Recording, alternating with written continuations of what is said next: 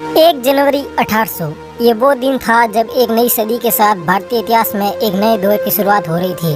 1600 की शुरुआत में भारत आए अंग्रेज 150 साल के संघर्ष के बाद अब तक भारत के अधिकांश हिस्से पर कब्जा कर चुके थे और 250 सालों तक भारत पर राज करने वाली मुगलिया सल्तनत अब अपने अंत के करीब थी।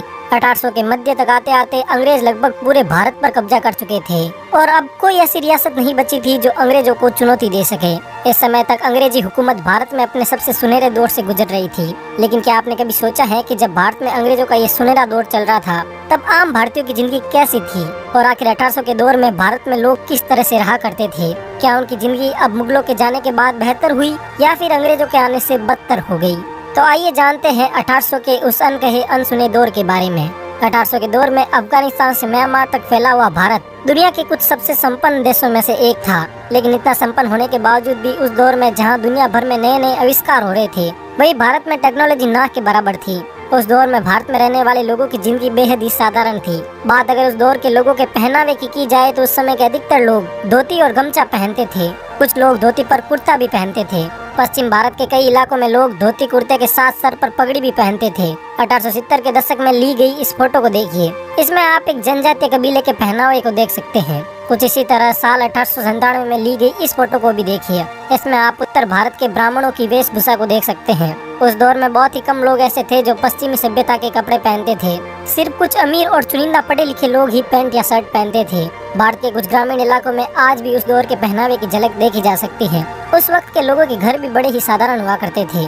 उस दौर में लोगों के पास सीमेंट और पत्थर से बने पक्के मकान नहीं होते थे, बल्कि ज्यादातर घास फूस लकड़ियों और गोबर से बनी झोपड़ियों में रहते थे। अगर बात उस समय की आबादी की जाए तो उस समय पूरे भारत की आबादी सिर्फ 16 करोड़ थी और पूरे भारत से हमारा मतलब है अफगानिस्तान से लेकर म्यांमार तक का अखंड भारत। एक तरफ जहां उस दौर में इतनी कम आबादी थी, वही बात अगर आज की जाए तो आज इन 5 देशों की कुल आबादी 182 करोड़ है। उस दौर में जनसंख्या कम होने के बावजूद भी इतने काम धंधे नहीं थे। अधिकतर लोग खेती किसानी और पशुपालन पर निर्भर रहते थे।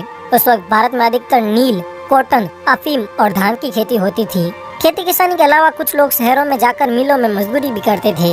उस समय आय के साधन इतने सीमित थे और जमींदारों को इतना प्रभाव था कि लोग दिन भर काम करने के बावजूद भी सिर्फ 2 वक्त की रोटी जितना ही कमा पाते थे।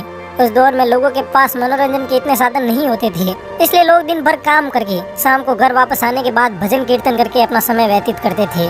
टाइम पास करने के लिए लोग कभी कभी कबड्डी और खो खो जैसे देसी खेल भी खेलते थे। क्रिकेट जैसे खेल तो उस दौर के लोग जानते भी नहीं थे। उस वक्त लोग पूजा पाठ में ज्यादा विश्वास रखते थे, इसलिए वे खाना भी भजन कीर्तन करने के बाद ही खाते थे। उस दौर के अधिकतर लोगों के खाने में गेहूँ, चावल और सब्जियां होती थी। तटीय इलाकों में रहने वाले कुछ लोग मछलियां भी खाते थे। उस वक्त लोगों का खान पान इतना स्वस्थ और साफ सुथरा होता था कि लोग खान पान की वजह से बहुत ही कम बीमार पड़ते थे। खाना खाने के बाद सभी लोग गांव के बीच में बने चौपाल पर इकट्ठा होते और दिन भर की थकान उतारने के लिए एक दूसरे के साथ बातें करते। उस वक्त बिजली नहीं थी, इसलिए लोग दिए या फिर लालटेन का इस्तेमाल करते थे। दिन भर खेतों में कड़ी मेहनत करने के बाद लोग रात तक इतने थक जाते थे कि सोने के लिए उन्हें ना तो किसी बिस्तर की जरूरत होती थी और न ही किसी चारपाई की। लोग रात को जल्दी सोते थे और सुबह जल्दी उठते थे। 1800 के दौर में भारत में जातीय व्यवस्था अपने चरम पर थी। लोग अपनी जाति के मुताबिक काम करते थे। जैसे सोनार सोने का काम करता, लोहार लोहे का काम करता और ब्राह्मण धर्म कर्म से जुड़े काम करता। बात अगर उस दौर के यातायात के साधनों की जाए तो उस दौर में यातायात के भी इतने साधन नहीं थे। लोग सामान ढोने और कहीं जाने के लिए बैलगाड़ी और घोड़ा गाड़ी का इस्तेमाल करते थे। अधिकतर लोगों के पास कहीं आने जाने के लिए कोई साधन नहीं होता था, इसलिए वे कई सैकड़ों किलोमीटर की दूरी भी पैदल ही तय कर लेते। हालांकि 1804 में ट्रेन का इन्वेंशन हो चुका था, लेकिन भारत में ये 1853 में आई। 1880 में ली गई इस फोटो में आप एक इंडियन ट्रेन को देख सकते हैं। आज जहां पोल्यूशन भारत के लिए एक बड़ी समस्या है, वही उस समय पोल्यूशन का नामो निशान भी नहीं था। हवा साफ थी और चारों तरफ जंगल ही जंगल थे।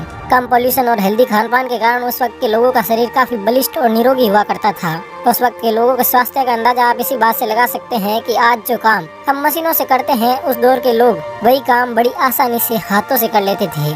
लेकिन लोगों की इतनी हेल्दी लाइफस्टाइल होने के बावजूद भी उस दौर में कई ऐसी बीमारियां थी जो आज नॉर्मल है, लेकिन तब महामारियां थी। उस दौर में कोलेरा और प्लेग जैसी बीमारियों ने लाखों लोगों की जान ली। आज जहां मेडिकल साइंस काफी एडवांस है, वहीं उस दौर में लोगों के पास ना तो हॉस्पिटल थे और ना ही कोई दवा। 19वीं शताब्दी में भारत का अधिकांश हिस्सा गाँव में ही बसता था। शहर बहुत कम थे। शहरों में लोग मिलों में मजदूरी किया करते थे। बिजली और मशीनें न होने के कारण उस वक्त के लोगों को हाथ से ही सारा काम करना पड़ता था। मिलों में इतनी जीत और मेहनत करने के बाद भी यहाँ पर काम करने वाले मजदूरों को बस कुछ आने की ही मजदूरी मिलती थी, जिससे इनका गुजारा भी बड़ी मुश्किल से चलता था। 1800 के पहले जब भारत में अंग्रेज नहीं थे तब लोग हाथों से ही कपड़ा बनाते थे, जिस कारण इनकी क्वालिटी काफी अच्छी होती थी। लेकिन जब अंग्रेज भारत में आए तो यहाँ की क्लॉथ इंडस्ट्री में गिरावट आने लगी। भारतीय कपड़े डिजाइन और क्वालिटी में तो अच्छे थे, लेकिन ये काफी महंगे भी थे। अंग्रेजों के आने के बाद अधिकांश कपड़े फैक्ट्रियों में मशीनों से बनने लगे, जिससे मजदूरों की और वक्त की बचत होने लगी, जिस कारण अंग्रेजी कपड़ा भारतीय कपड़ों के मुकाबले काफी सस्ता मिलता था।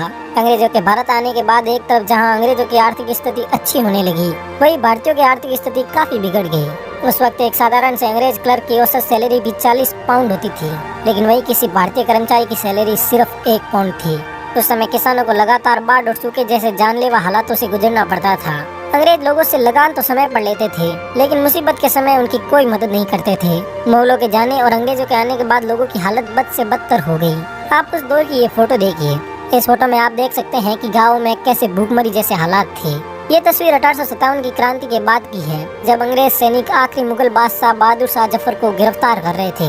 हालांकि इस दौर में मुद्रा का इस्तेमाल होता था, लेकिन अधिकतर लोग वस्तु विनिमय ही करते थे, यानी कि एक चीज के बदले दूसरी चीज लेते थे, जैसे गेहूं के बदले चावल और धान के बदले शक्कर। इस तरह एक वस्तु के बदले दूसरी वस्तु के कारण उस दौर के अधिकतर लोग व्यापार नहीं करते थे। गांव में उगाई चीजें गांव में ही रहती थी, और जो 1-2 लोग व्यापार करते भी थे, वे भी छोटा मोटा व्यापार ही करते। आज से 200 साल पहले शिक्षा का अभाव था।